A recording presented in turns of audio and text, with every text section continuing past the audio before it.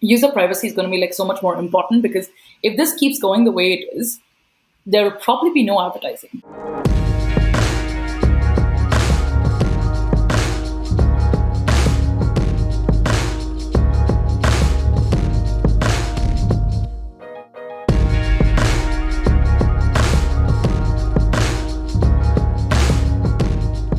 On today's episode, we are featuring Soumita Banerjee, who is a digital marketing executive based in Toronto, Canada.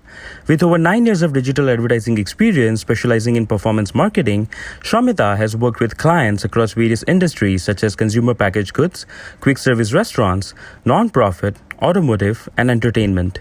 Soumita is extremely passionate at what she does, and in her current role, she leads all performance marketing for Nestle Canada.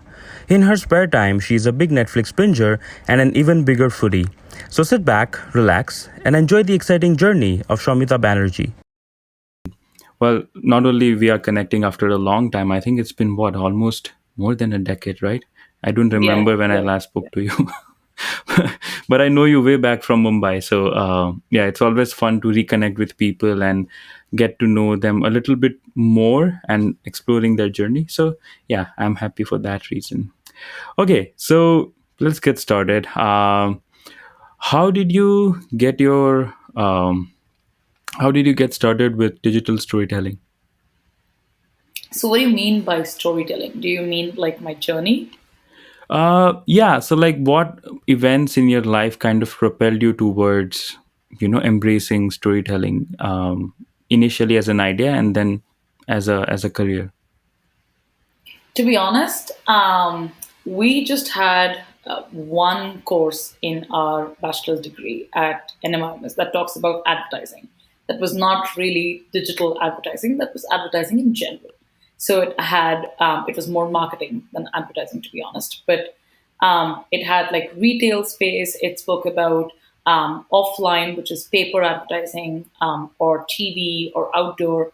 Um, because digital was so new then that it was not really in the books to be taught to students. But I sort of had a knack, and I started having an interest about advertising in general. And I started doing my research about what is new, what is upcoming. And that's when I read about Facebook and Google, because that time it was the two big platforms. Um, and that's when I got really intrigued, and I wanted to get into the space to learn what goes behind the scenes, and how does one actually make those ads when they're showcased to people. So that's when I did my research, and thankfully, Interactive Avenues, part of IPG Media Brands, they were hiring, and I got to know that from a classmate who was interning there, and I right off started off the bat, and that's what my journey began. Like that's how my journey began, and then I have been in the agency world ever since. That's great. Yeah. So are you originally from Mumbai or did you move to Mumbai to pursue your undergrad? No, I'm from Mumbai. So I was actually born in Kolkata, West Bengal. But then my dad got a transfer when I was just 4 years old. So I'm basically raised in Mumbai. Yeah, that's great. Right. So now, of course, being part of the digital storytelling ecosystem means that you have to always keep up with the trends that are emerging. And given that there are so many social media platforms out now, it seems like there's new one coming up every single day. How do you ensure that, uh, in your role as a digital storyteller, what do you think that what are some of the overrated trends and what are some of the underrated trends? I think, to be honest, and I keep saying this like multiple times, that when I say overrated trend from a paid advertising, because I do only paid, I would say over investing on just Google and Facebook to solve your business problem. I think that is overrated when there are so many new platforms that have come in, and users are not just on Facebook, Instagram. They are on like 56,000 apps and websites. So it's better to like diversify and figure out like different alternative way to reach your audience and to meet your business objectives. I would say the underrated sort of trend almost is being present on these small platforms like Snapchat and Pinterest that's not really so small anymore. And it's actually almost on par with the bigger big daddies of the advertising world like Facebook.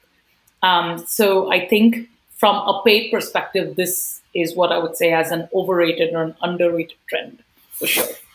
Yeah, yeah. You know, for one of my other podcasts, I created a draft of an advertisement on Snapchat.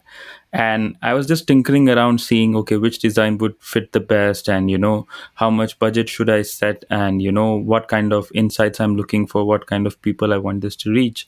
And I did that for a couple of days, and then it sort of went on a back burner. And I got a call from Snapchat by someone saying that, hey, I'm calling from California. I saw that you began this campaign, but you haven't really gone through. If you have any questions, I can, help you address those issues if you have any. So it was like, well, that's new. I didn't think that, for my like $50 ad, somebody would actually make a call, given that there are so many people who might be, Yeah, placing those ads.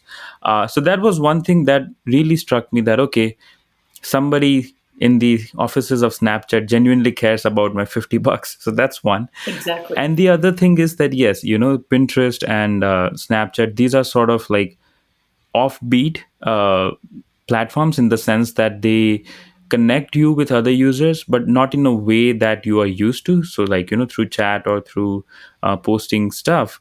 And that's very exciting to see, because Snapchat has slowly emerged into this video, like vertical video content, uh, Yeah, hub, which I didn't think was possible, because I mean, usually most of the stuff is shot in landscape, but they've managed to pull that to.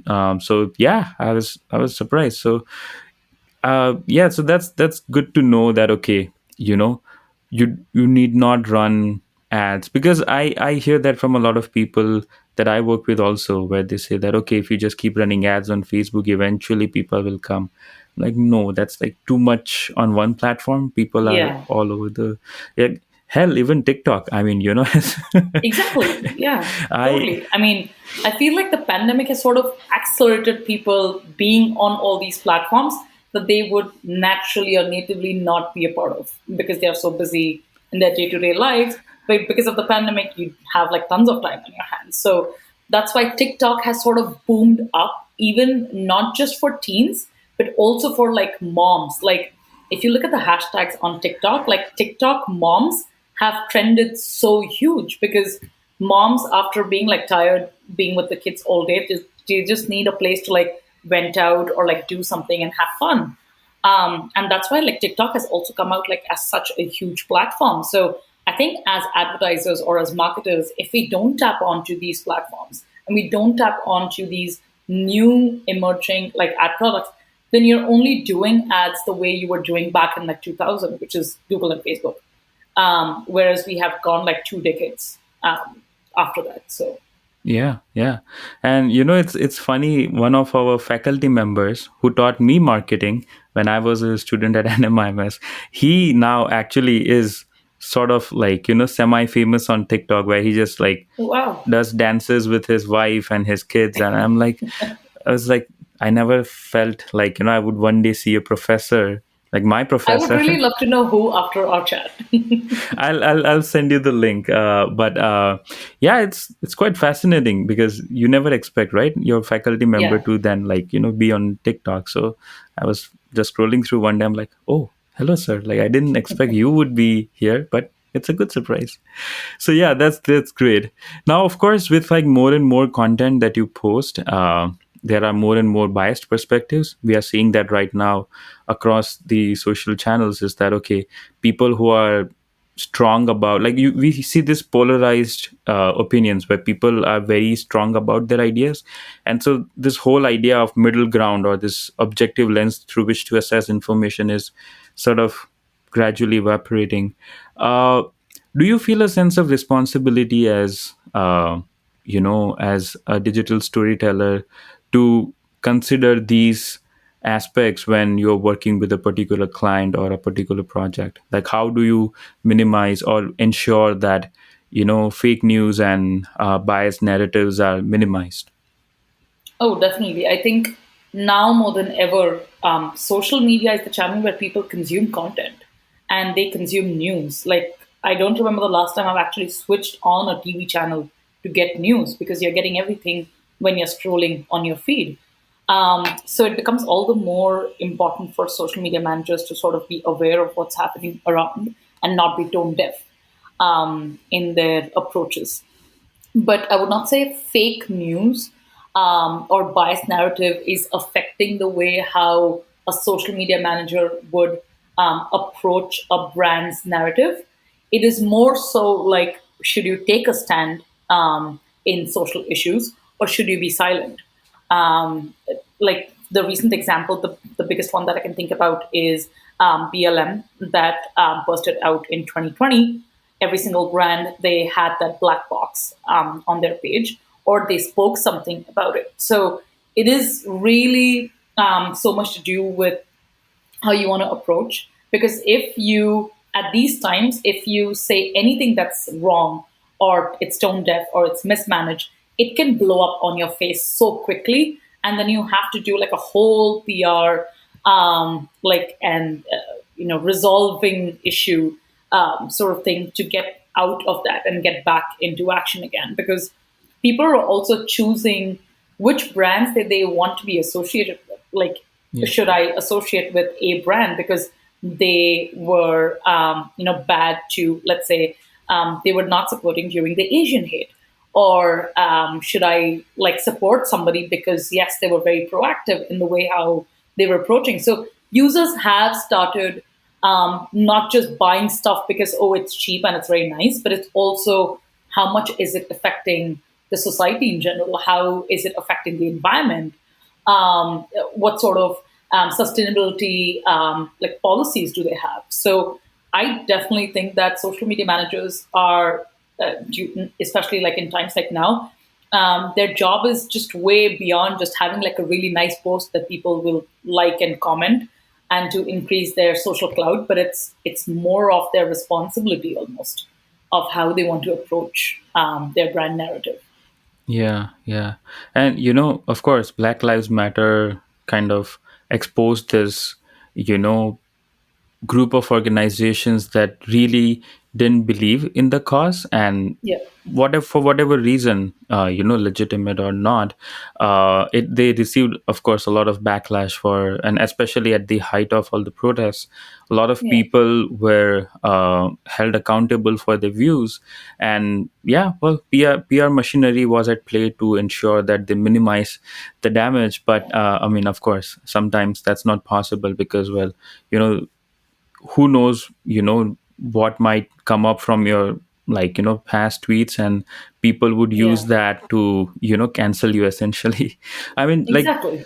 Chick-fil-A is a great example of like how Oh some yeah. people just do not go and have chicken over there because they Mhm. are they don't support gay rights, right? And so Exactly. that's why a lot of people say that they will never have business from me because they are not standing up for what's fair. And Yeah. yeah, so all of these things play into the larger financial aspect of it also, because ultimately when you are a company in a capitalist society, all you need to do to survive essentially is to post more and more profits every quarter. And so these things could really put you in a fix. But yeah, I think it's about a larger picture that it paints, that by supporting certain movements or certain ideas, what kind of values you are portraying to the larger society, right? And so once people get a sense of that, they are able to come together to support that brand. Like, so many black owned businesses and black Yeah. artists really took off because this movement highlighted that there are more Oh yeah. talented people in the mainstream media, but they are sort of on the fringes and they never receive the recognition they deserve. This movement kind of opened the can up and said that, hey, look at these people as well. So yeah, I It's think. unfortunate that they had to get their credibility validated by the society because of such a huge movement. But I mean, better late than never, I guess. Yeah, yeah. And it's good to see that now there is sort of this growing voice towards more accountability and more fairness. Of course, things sometimes people take this to extreme and essentially they try to cancel someone, which Yeah, happens now more often than ever yeah, in any point in history. But yeah, so that's why people have to be very careful these days about like what they say, and that sort of determines how we want to move forward collectively as a humanity, right? I was watching this old British film archives, right? Like all the British filmmakers back in 60s and 70s came to India because they're like, oh wow, okay, now it's an independent nation but it's struggling. They wanted to capture the daily life. And then you see, like, very innocently, the narrator describes that this woman's name is Sheila, and she begins her day by touching her husband's feet. And now it immediately kind of made me feel uncomfortable that, oh, why is this, yeah, like, this was like 30, 40 years back, this was an accepted norm, like, across the society. So it's that. And so to see how society evolves, the brands also have to kind of evolve with that. Otherwise it's just yeah. like, no matter how much you market your products or ideas, it won't connect. And I think one of the biggest examples that I can think of, like recently, is during the Women's Day, like 8th March. Literally every single brand like does something like we support women, and they are amazing and whatever. Something that they will not do it like all through the year, but then one day that they will accelerate. So Burger King actually recently they wanted to do like a very smart sort of out there campaign, and they put like a big picture saying um, on social media, and also they did it something on the paper saying women belong in the kitchen, and then they have written like a little note at the bottom saying Burger King donates like X amount for like Chef Foundation or something, in which we are promoting like women chefs to come in. So it was a good cause, but the way how this was like put up there, and it blown up, it literally blew up on their face, and they had to like take the post down, because although yes, you were amazing in terms of the initiative that you were doing, but you could have not put that jarring headline out there, which is clearly tone deaf, especially with so much that women have to fight right now to get the basic rights and equality. Yeah. And you're just trying to prove that you're better on Women's Day by doing something amazing, but also like have a headline that says otherwise. Yeah. So that was like a very big example of like social media managers. And instantly, like as soon as something of the sort happened, like you will immediately see on Twitter that everybody's like trending, like fire the social media manager of like Burger King. Nobody talks about like the CEOs or the VPs or the marketing team, like, but they immediately talk about fire the social media managers. Like it's that sensitive of a role right now that it's not just a post anymore. Like it's a lot of people's emotions that are attached to it, Yeah. and you have to be like super careful of what are you trying to do with it. Yeah, yeah, yeah. That was a classic example of a brand trying to be very hip, or like trying Yeah, to be smart as, well, yeah, yeah, but but it backfired. Yeah. didn't work. Yeah, So yeah, well, I mean, yeah, that it made a lot of people uncomfortable, both men and women, and for right reasons.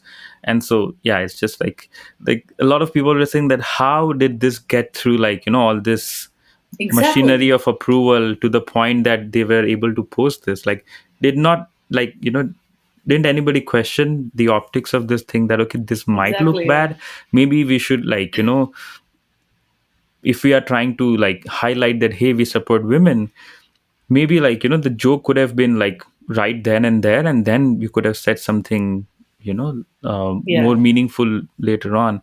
But yeah, it's just like they're willing, it's sort of like clickbaity thing, right? Like that's also what angers exactly. people, that Yeah, okay, you were trying to do this thing, but you kind of lured us into this idea that, hey, we are making a controversial statement, but we are trying to, yeah. like, cover that by saying we are also supporting women. So yeah, bad I bad think choice. one of the suggestions that Yeah, I think one of the suggestions that I read was that instead of doing like the shock advertising, what they should have done was maybe just change Burger King to Burger Queen for one day, and Yeah. that's how you will say like small things like that. You don't have to like be out there, but then you can just have a good effect. Yeah, that would have been smart. Yeah, So yeah, well, that's great. Okay, so now, as a social media manager, how do you go about strategizing a particular budget that is associated with the brand? So, for example, let's say if I give you $1,000 to promote each individual episodes of my podcast, for example, how would you go about it? And my only objective is to maximize downloads. right. So how would you approach that? Like, how would you spread out those $1,000? So, for example, I know for a fact that if app downloads is your objective, like for example, the client's brief needs to be broken down. What's your objective? Who's your target audience? What's your budget? Like you said, what is the duration that you want to run the campaign? And then we allocate dollars within platforms where we can assume that will be maximizing. What I've seen in my experience, if you want to do app downloads as a campaign, Google's app download platform that works really well. So you might as well try that, and you will get your maximum impact because it's not just on App Store; it's on the whole universe of Google, which is YouTube and search and everything else. So you might as well put your monies where you will get like multiple platforms in like one place rather than like tapping on, especially because when you have like strapped on cash, you might as well just maximize it and do it only on like Google app download program. Right. Yeah. Yeah, I think that's a smart suggestion where you can look at a broader ecosystem and which organization can provide that, Yeah, and then you can tap like that overall sort of this umbrella, approach rather than trying to go individually to each brand exactly. or each platform. So yeah, that's, I think, a good suggestion. I'll talk to my marketing manager and I'm like, okay, this is what Shomita said, so maybe we should look into that. Yeah, please. Yeah, so it's that. But yeah, so what's your opinion on organic reach these days? Do you think organic reach is a thing, or is organic reach dead? Because especially, a lot of people say that, okay, new platforms are good for organic reach. Like, you can put stuff on LinkedIn, you can put stuff on TikTok, and even Clubhouse, although its popularity Yeah. is declining right now. But I mean, these are the platforms where you can maximize your organic reach. um, do you think that's a myth, or like to a certain extent somebody could leverage that? To be honest, I think it's okay if organic reach decreases because I am in paid. So only if organic reach decreases, which means more dollars that the client is going to invest, which means more money for my agency. So would love that if paid increases because I am a paid digital marketing professional. So I would love it. But all things said and done, I think all the platforms are also thinking in a similar way. If they reduce organic reach, is when the individual pages or like the smaller like SMB pages, they will start actually putting in more dollars, and that's how like they will have more revenue because believe it or not, I think the number of SMBs are much more than collectively all the large brands together, and that's why like Google has these small programs for like start your business right and like do smaller business. Facebook has like these small businesses and how do we help you and stuff like that because they know that the money is with the small businesses, and that's why they're trying to reduce it because for larger brand or for larger account, it's not going to affect them much. If they spend like $40,000 every month on a campaign, they'll increase it to 50,000. $10,000 not going to like have a big hit for them.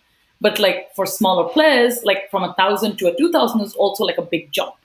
But with that initial increment and the number of SMBs will be like 1,000 in like one region, if everybody starts increasing or doubling their funds, that's a lot more revenue for the platforms itself. So yeah, 100%. I think they are like reducing it intentionally so that their paid advertising increase, and then they have more revenue. with them, because then they're not going to earn if they do only organic. Like Clubhouse, for example, yes, it's 100% declining right now, but it's not going to sustain if it doesn't start ad revenues quickly, because you can only do organic, and that whole demand versus supply generation, like if you have an invite, only then you can invite. But now people are bored of it, so only if you don't open up and like get everybody in, so that they can experience the platform, and then start add revenues to it, they will not be able to float. It's almost like I think, which is that really small video platform. I think it was called Quibi, but I can be like totally butchering up the name. It was like a small video platform, but they would only showcase like 6 minute or 10 minute videos, Yeah. like series, like nothing more than that. I don't remember the name exactly, but they went out of business like within 1 month that they started, because one, their proposition was not as bigger as Facebook and Instagram, because anything that TikTok launches or Snapchat launches or even Clubhouse when they launch, Instagram will immediately start doing something to compete that. Twitter has already got its Twitter Spaces that was launched like last week or yesterday. Yeah. And Spotify has its own like place. So everybody, all of these big guys are going to start doing something that's going to take away these smaller folks, and then they will monetize it. And that's how you do it. Like that's why they are the big players. That's why they are where they are, because they know the rules of the game. That if you only keep it on organic, it's not going to earn them anything. Yeah, yeah, yeah. I think so. You're right. The platform is called Quibi, and it kind of created a lot of, controversy in the VC world as well, because they were supposedly putting in $1 billion at the outset and just trying to, you know, find a niche in the industry and like grab the whole pie of it, like, because everybody said, okay, there's Netflix where you have this long form viewing, and then there is YouTube where typically it's the short form viewing. Let's just create a middle Yeah, ground and just throw as much money as we can behind it, and just let's just capture that whole thing. But it turns out like people don't mind going to Netflix for a couple of hours every night, even if they're busy. I mean, this yeah, whole idea that, okay, you can stream any time of the day if it's just 10 minutes during lunch break, during walks, things like that. But then for that, you have podcasts, right? Like people listen to it when they go on the yeah, runs, and, they listen exactly. to it when they are in the shower and stuff like that. So it's that. So it's just like they thought that they are providing solution to a problem that didn't exist. And so it was a huge Yeah, controversy, because like imagine how many other promising startups could have been funded for that $1 billion had it been split into all those smaller parts. So it's like, well, yeah, that's when, like, correction happens, that okay, maybe you need to hold your horses and assess the idea. You cannot go ahead with the approach that I'll throw everything at the wall and see what sticks. So it's yeah, that. uh, but yeah, I think Clubhouse recently raised, I don't know, $4 or $14 million. I remember reading the news somewhere at like some crazy valuation, and they are supposedly going to start now paying creators or people who are bringing in the yeah, traffic. Um, so something like TikTok or something like YouTube, like some sort of yeah. revenue sharing. Uh, so yeah, but that needs to happen soon, because people are already kind of falling off the platform. So Yeah, I was reading like an app annual report for Clubhouse. I think they lost like 200% of their um, users, like when it peaked in Jan, because it was after holiday season. Like we are back in lockdown. What do we do? Okay, we have a new app. Let's start listening. But then it plateaued because people didn't want to like go in there and spend more time, and there was nothing new. So they were bored of the rooms, and then they were like, okay, I don't like this. Let me just drop out. And I mean, to be honest, no, that's exactly what happened with me too. And that's why I can totally relate to what the other folks must be feeling. yeah, yeah. No, I had plans for, like, doing live podcasts on Clubhouse, and, doing Yeah, live consulting sessions where, like, I have the service with my company where if you want to start a podcast and you have exactly $0, I can help you create something. yeah, And then the more, money you put behind it, the more like, the more sophisticated it gets. So I was thinking, like, okay, I'll do, I'll send out invites, have people do like lightning round, 10 minutes with everyone, and that's a solid 5 6, free consultations I can get out of the Yeah. door. And hopefully some of them will convert. But yeah, like, the moment I expressed my idea, a lot of people said, maybe just do it over like Zoom or something else, because well, nobody is Yeah. going on the platform anymore. So yeah, let's see. Yeah. I hope Clubhouse doesn't turn out to be yet another, like, phase, or yet Maybe. another fad, but you never Yeah. know. Right. Okay. So this is all very fascinating, and what kind of excites me about podcasting in particular is that, okay, with the growth of smart devices and more people getting into podcasting as a concept, uh, there are more and more markets that are opening up. So, like, of course, the US is at the peak because it produces most podcasts, and it's the most monetized, most mature market. But then, India is gradually growing, like opening up. Parts of Africa are now opening up. Parts of Europe are opening up, and then Latin America right now, like Mexico and Latin America, are, like, really growing right now. So it's that. What do you think is the future of digital advertising then? Do you think AI is the way to go? Like, do you think AI will eventually sort of optimize this whole allocation process to the point that it will make the role of social media managers extinct? Or do you think there's still a scope for a human element to exist, assuming that, in future all these technologies might, come into play? I think, to be honest, there has to be a mix of both. You cannot be depending everything on machines, because at the end of the day, it's the humans who are feeding the machines, and then it's machine learning. But the first data that is inputted, it's by humans, and then you have to keep checking in between. So I don't know. I don't think it's going to be 100% role redundancy. Maybe it'll be like much to a greater depth that AI will take over, and AI will definitely make a lot of other roles look very different. So instead of somebody actually sitting and optimizing as much on the platforms right now behind the scenes, there will be like AI who will come in. There is already, like, all the platforms are already too smart right now. But you still have to have that human element to come in and check if everything is going in par, if everything is basis the client objectives. So when you talk about um, future of digital advertising, I think AR is going to be like a big VR. AR is going to be like big names that people keep hearing. Voice search is already there, but now it's going to be visual search, like even more. And visual search has like started coming up already right now, but I feel like that's going to be a norm, like going forward. Like people are going to be even more lazy, and they're not going to like type out. That's why these assistants like Google Assistant and Alexa and everybody is like, it's so huge. Like everybody has like a couple of them at home, just because I don't want to search like what's the weather. Although it's just an app on my phone, but I prefer like talking to somebody and asking them about the weather. In the same way, like visual search, like Google's already like sort of there right now, but I feel like Snapchat's also there. Like I was attending like one of the session in which if you write a math problem and you turn your snap camera, it'll solve it for you. I'm like, where was all this when I was in school? Like I could have saved so many hours of crying and having trouble if there was some smart devices like that could help me.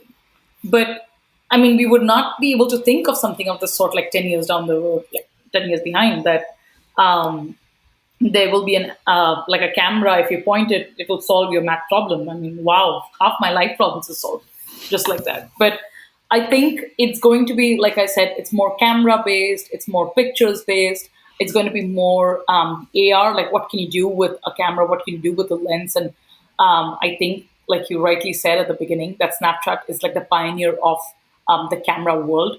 They're absolutely killing it. And like all of their lenses is just so fascinating to be in that area that you completely transform into another zone. And I definitely think that there would be like a couple of other platforms that will come up for sure, with like different alternate solutions. Obviously, the larger players would either buy them out or they will have their own versions of them. But I definitely think that we will have like a lot of more platforms that will keep coming in, that users will test, advertisers will test, they will like it, and then they will take a call how they want to pursue. But yeah, overall, I think it's a really exciting time to be in the digital advertising space. But more often than not, I think the future is going to be more reliance on the user. Like data privacy, data policy is so huge. It's such a big conversation right now that you're giving the authority back to the user rather than being on the platforms and being more reliant on the platforms. The whole iOS 14 debacle that is happening, like for everyone else, it's just, oh, it's an app software update, you just update it. But for us, at the ad world, we're like, oh my God, I'm going to lose out on users. I'm going to have less attribution in terms of my app install campaigns or the match rates on my Facebook campaigns. So this means that we have started thinking about a cookieless world. We have started thinking about a time where we are giving the authority back to the users in terms of their PII or personal data. And that's going to, I feel like, improve more and more going forward. So obviously, there'll be like really cool and fun stuff that'll come up, but there'll also be a lot of restriction with how you can target users and what kind of data that you can have to reach out, which I think is going to be a good balance between being creative with your dollars and how you can do advertising as a brand. And on the other way, also having the consciousness to be careful of what kind of data that you're managing and how are you managing. Yeah, yeah. I was looking at this Wall Street Journal video on this whole iOS 14.5 update, and it's just like how, it explained that how you had these attributes that marketers Yeah, and brands could look into, and then, create a tailored, like, more relevant ad experiences for you, which might actually, like, rather than being an annoyance, might actually help you discover something. And I've discovered a lot of important things that way. Like right now, I'm doing this program called it's called FMVA, which is Financial Modeling and Valuation Analyst, and it's by an institute called CFI, which is Corporate Finance Institute. And had I not, like, searched for something like that on Instagram, that would have never come my way. But I yeah, mean, a lot of people argue that and I was thinking that what could potentially be the solution for this, right?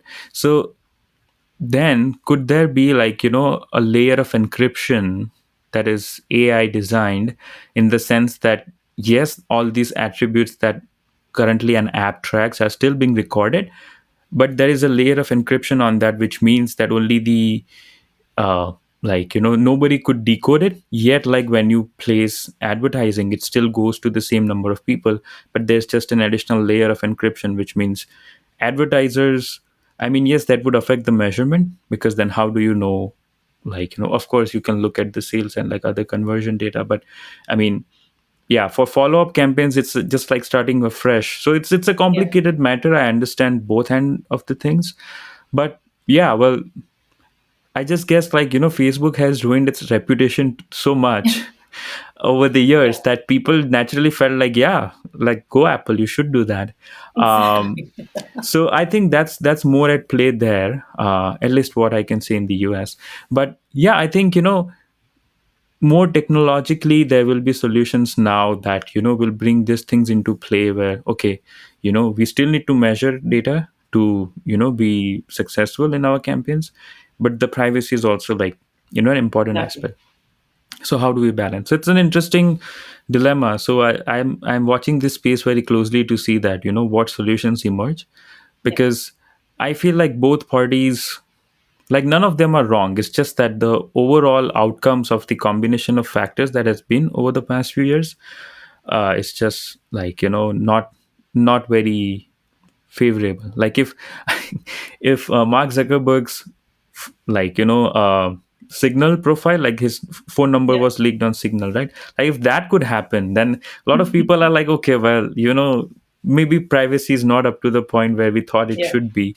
So yeah, eventually I guess people's sentiments might change once they see that, okay, these things are not happening anymore. They might be more willing to give up their data. So yeah, it's I think that's a pretty cool situation right now. Challenging for a lot of people, but I I'm excited to see how things unfold. Uh, Now, on an individual level, of course, each role, each job has its own challenges. What are some of the challenges that you face in your day to day routine that most people, like outsiders, are usually not aware of? And when you do share that, they are surprised that, oh, I didn't know that was a challenge in your job. I think more than challenge, I would say that it is pretty exciting to actually get, let's say, a brief from the client, like 2 3 months out than the actual launch of a product. And then how do you debrief that? How do you find the exact target audience so that you don't waste your dollars on everybody? How do you make the maximum noise if that's the objective? And how do you have the biggest bang for the buck? So, an ad, it seems like, oh, yeah, I mean, I keep seeing your ad on like Facebook or Instagram, like how difficult it is to do that. But it's a lot of work that goes behind that. It's a lot of research. It's a lot of understanding of the platforms. That's how, like people will. I think if only people can see how much time it takes to figure out like a plan, they will sort of appreciate what goes behind it. Um, Obviously, I get it that it can be like ads are spammy and very irritating, and I get it because I'm running like a lot of them. And on an individual, on a personal level, when I see ads like right before my YouTube video, and I'm like, oh, another ad, but I'm like, you know what? No, actually, I want to see this ad, so I don't skip ads. I want to see the whole thing, so I know. But then once they start retargeting a lot, that's when I realize, okay, this is irritating. But for example, if people say, "Oh, I saw this ad, I saw this product on Amazon," and then it's literally that shoe is targeting me everywhere. How Yeah. is that even possible? How does it even know where that I'm on, let's say Bloomberg, and I see that shoe? How does it even know? And it's just very it's nice to be able to have some information that others are not privy of, like what is a remarketing tactic, what is a dynamic ad, how does pixels work, how does cookie work, like all of this is not, that's why I'll say that it's not a challenge, but it's actually it's fun to do things off behind the scenes, what people only get exposed, only the nice good ad of a very nice creative out in front, but they don't know how it's actually been planned. Yeah.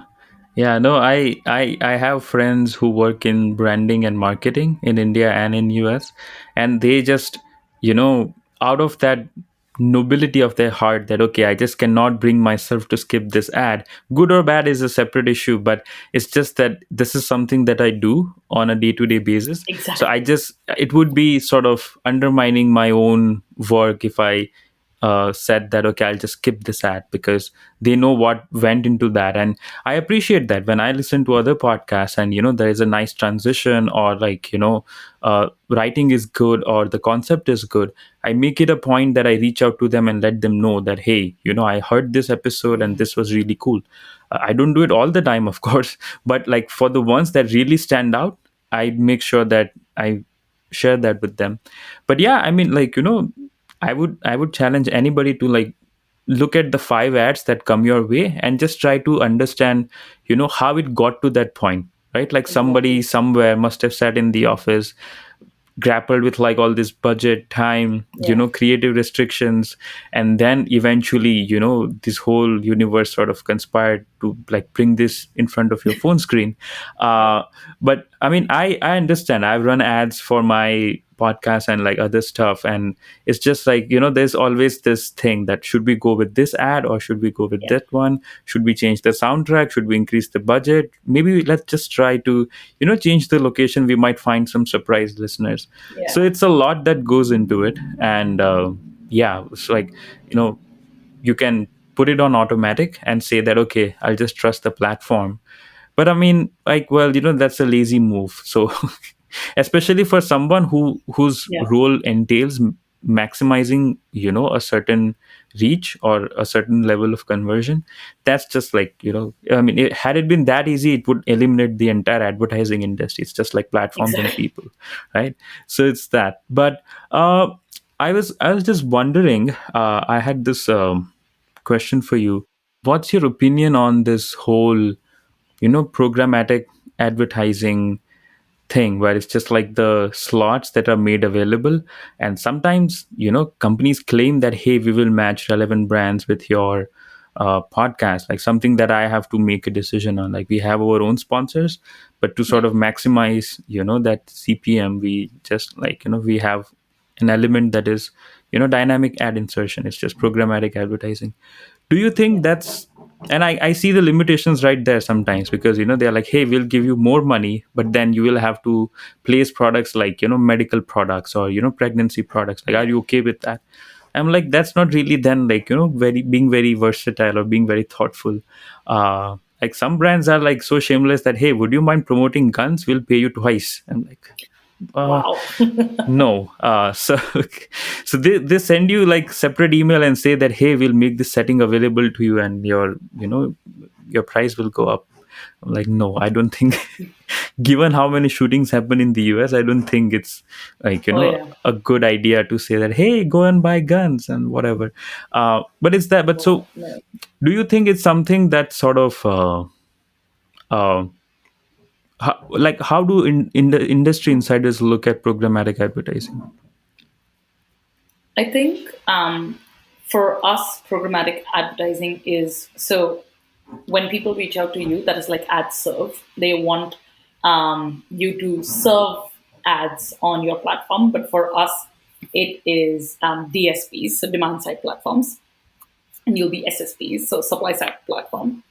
And for us, from a DSP standpoint, programmatic is amazing because I think gone are the days when people would reach out individually to vendors and be like, okay, I need to buy a 300 by 250, the size, the small box on your this section, on your news section, or you're on your sports section, and then call up another like five other publishers to do that. Yeah. Now it's all programmatic. It's all addressable activation, as that's what it's called in the IPG world. And I think you get more bang for the buck. That's why the world has sort of shifted to programmatic advertising and not direct buys as much. Yes, there's a lot of direct buys that are still there, especially for like rich media. And if you want to do like something intense for that on that particular publisher, like some major packages that only that publisher is getting, and it's not via the DSP. But overall, from a DSP standpoint, I definitely think from an advertiser, it's really efficient in terms of the results. So obviously, I can't comment about an ad serve and what kind of ads you will take, but I would not advise you to go with a gun ad on your website for sure. Yeah. Um, but yeah, I definitely think that finding the right audience, especially if you have like limited budgets on display, you get a wide selection of like sites and content that you can place your ad on rather than directly calling up like a vendor and wasting your time and doing all of that. You have everything in a platform like a Google. I'm giving an example of a Google DSP, but there's like tons of them. Like DV360 from Google is one of them. But yeah, I definitely think that from an advertiser standpoint, it is definitely here to stay. It's already here, and it's only going to get better from here. And gone are the days about direct buying anyway. Yeah. So programmatic from a display standpoint, and also non YouTube video standpoint, is the way to go. Yeah, I think that's a solid advice. I think I remember now what my question was. uh so I'm just and because I you're so knowledgeable and I find this whole universe so fascinating, I have this question, and I've always wondered, like, how do brands go about, what's their algorithm for like displaying ads, right? So I'm sure it's different for different companies because they all have different approaches to this. But do so like when I place an ad, for example, and the platform determines that, okay, or if there is a agency in between determines these are the people you should reach, um, does platforms keep displaying one, like, as you were saying, like, this one product like shoes that you search for, it keeps following you everywhere. So is there sort of like a threshold or like this sort of industry number that, like, okay, uh if on a particular platform this ad will be displayed to this person, let's say 5 or 7 times, and if that person doesn't like move forward to more steps, like, check out the website or place order, then it stops displaying you that ad? Or is it like they try to maximize the overall number of people but show them the ad or like the impression only once? So is it like that depth approach or is it that width approach? So from a remarketing standpoint, so all of the platforms behave separately. Usually, when you're remarketed about a product, is for you to convert to become a purchaser, and in that case, they will not almost stop till you buy.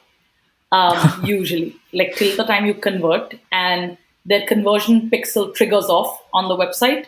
That means that you have purchased. Then they'll put you in their negative list, and they will not show you.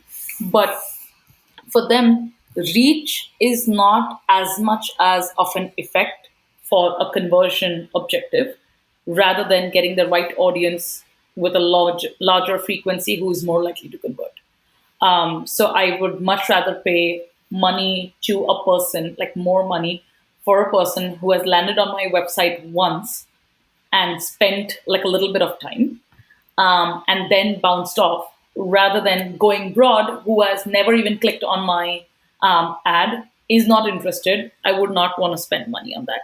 I'm talking from an e-commerce or a conversion objective. Obviously, there are like other brands, like CPG, for example, that wants to go all out and wants to have like maximum reach and maximum eyeballs for their product, and it makes sense for them, because you would not want to like purchase like a box of chocolates for like $10, like on the website. Nobody's going to like ship $10 product unless you're Amazon, obviously. But in that case, like you just want people to know, oh, you have a new flavor. Go to your nearest retailer store and buy it from there. So it is very different. Like there is no standard answer to your question, but it's very different. Like what is the client's vertical? What is the objective for them, and how much important is remarketing for them? Because from a CPG perspective, remarketing is not as important as reach. They want to reach out to everybody. But from an e-commerce perspective, remarketing is very important because they have already put. That's why you can do things like tracking people who have placed their products add to cart. So Yeah. you know that that's your lowest hanging fruit. You have almost made it there, and they have bounced off. So now, can you like show them the ad like a couple more times, and then they'll convert? So that's why the platforms have their own pixels, where they can actually track the purchasing funnel and then remarket you with that product. Does that answer your question? Yeah, yeah. No, it does. At least it does satisfy my curiosity, and of course, I know Yeah. there's no like a single clear cut answer because, of course, Yeah. everybody has a different approach. And again, depending on what's the goal of your campaign, sometimes there are just PSAs where you just want to give people an idea that, hey, get Exactly. vaccinated, something like that, Yeah. versus like saying, hey, buy this product. So yeah, of course. But I mean, now it makes much more sense when you say that, okay, if you have added a product in your cart, or you would Yeah. be more willing to give that nudge to the person who has expressed interest in some form, rather than just spreading it out so thin that you are hitting certain number of impressions but the conversions are too low. So Exactly. yeah, it's fascinating. I think, this all helps me as a business owner understand that, okay, if this is the level of awareness I have, what should, like, how should I implement this in my subsequent campaigns? Not to say that I'm getting all the free information from you, but but yeah, it's just something that I find myself fascinated by, because it's this whole universe that exists. So now, okay, we have had all this conversation. What would your advice be to someone who wants to get into this career, who wants to become a social media manager? What would your advice be to them? I think if they want to get into the paid advertising world, the first thing that they should be doing is get an internship at an agency. There is no place like the way how you can learn an agency about an advertising world, like anywhere else. So start small, start doing an internship at an ad agency, do certifications, all of these certifications that are there online by multiple platforms. The materials are exhaustive, they're all free, so you might as well tap onto that, except for Facebook Blueprint, that is the only one that is paid. Everything else is free, and but Facebook Blueprint, the material is free, so you might as well use it. And that's going to also reflect on your resume, because when I interview people and when I have a conversation with them, I understand if they only have taken the certification for the sake of it to just put it on their resume, it's very easy to find that out when you're having the chat with them. But then when you're having a conversation and they come up with their ideas or they even ask questions, that shows that you're proactive enough to take that initial step. You're not waiting like, okay, let me get a job and then I'm going to figure out how to like navigate these platforms. You have taken that initiative. You have done internships. You have read the materials, taken a certification, like taken all these certifications of the platforms. You have done your research and then you have come to an interview. So I think all of these definitely helps when starting out in this industry. Right. Yeah. And so, yeah, I think that's a great advice. And it's easy to tell if somebody just did it for the heck of it, or if someone genuinely cares about this thing, because then they would use those principles to develop Exactly. ideas and approaches. So yeah, I think that's a great advice. Now, what are some of the key differences, given that, okay, you've worked in India as well as in Canada? What do you see, like, the difference, like some of the key differences between how paid online advertising is approached in India versus in Canada? I think, to be honest, when you talk about differences, there are not really difference in the way how we can approach. Both the markets are like pretty different on its own, so that's like a major difference. The way how consumers consume the content, but there's not a major difference in the way how we plan for ads and we plan campaigns. We still have to do research for both markets. We still have to like figure out what is the best performing platform and then put our budgets accordingly. So it's not any difference while you're doing the planning, but it's more so difference of how the consumers consume content, because like for example TikTok is banned in India but TikTok is open here. So can we like try to do something with TikTok influencers here, because there is not an option. Snapchat is not as big as Snapchat is here, so again Right. another opportunity.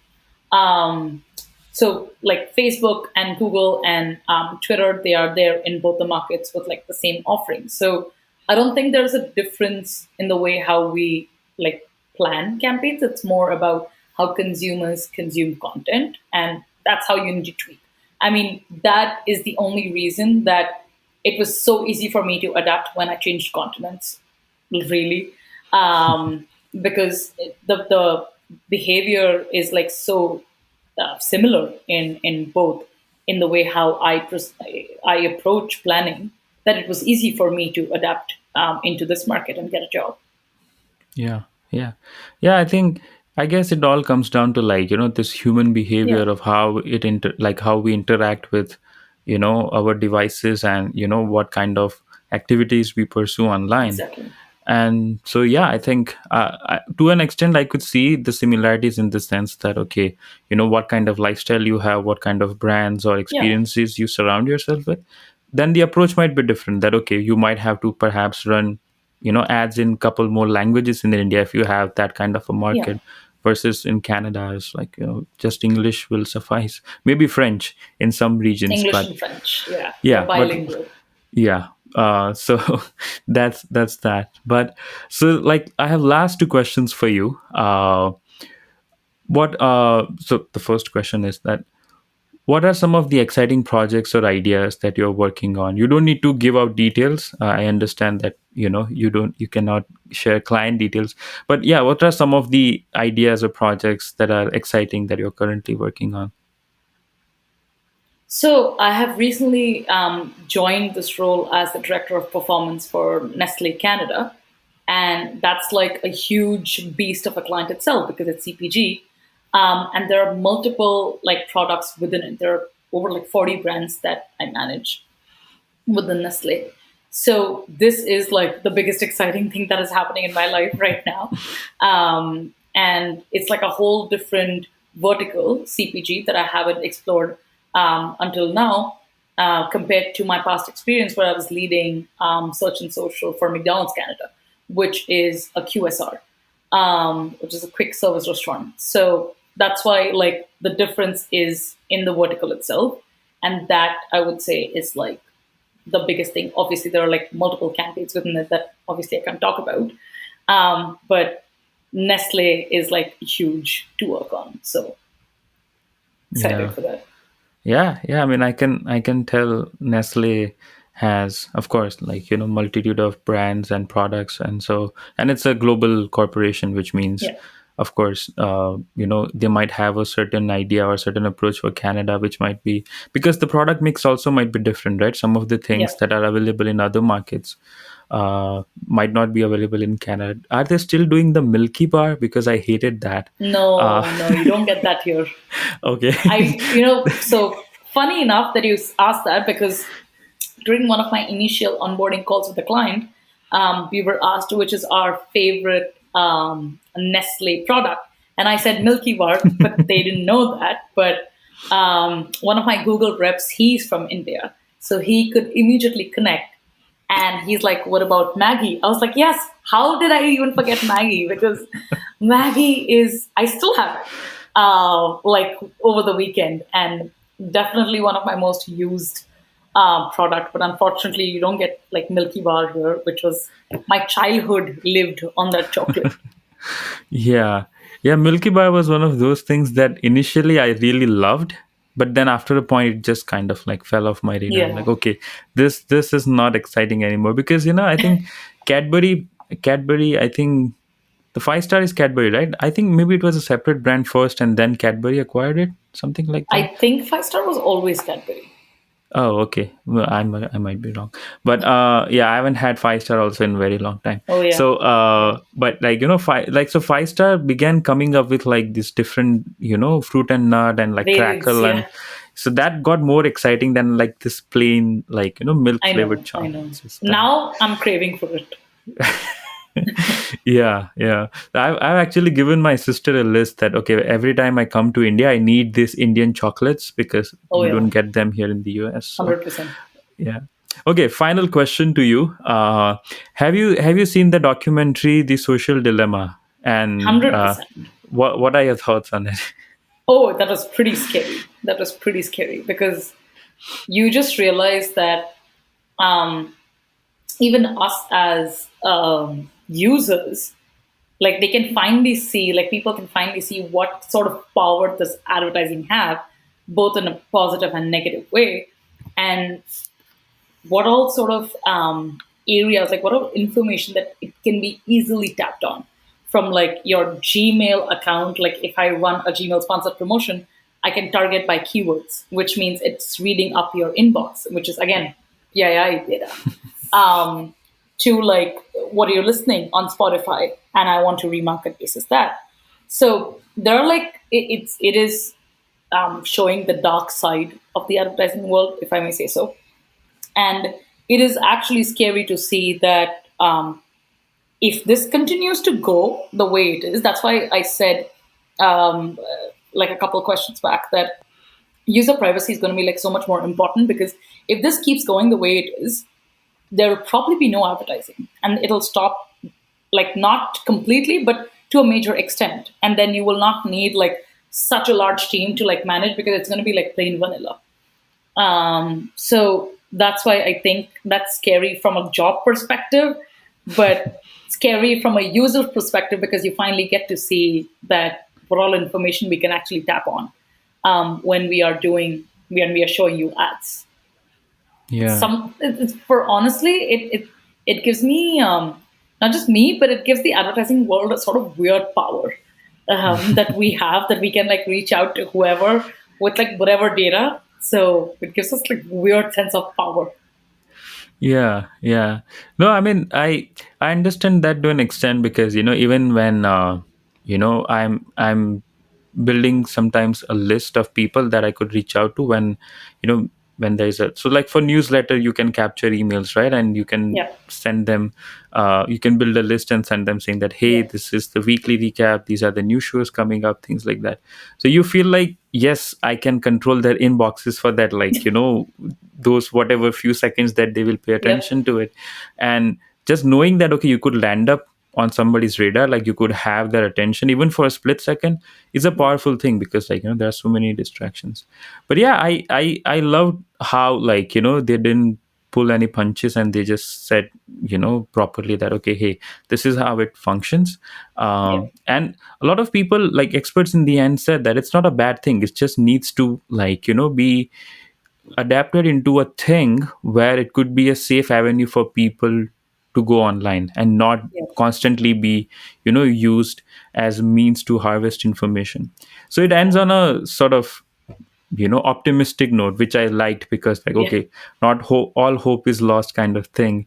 yeah. So yeah, I think it was an eye-opener for a lot of people. But i'm I'm just glad that there are people out there having these conversations, and taking us into a better future.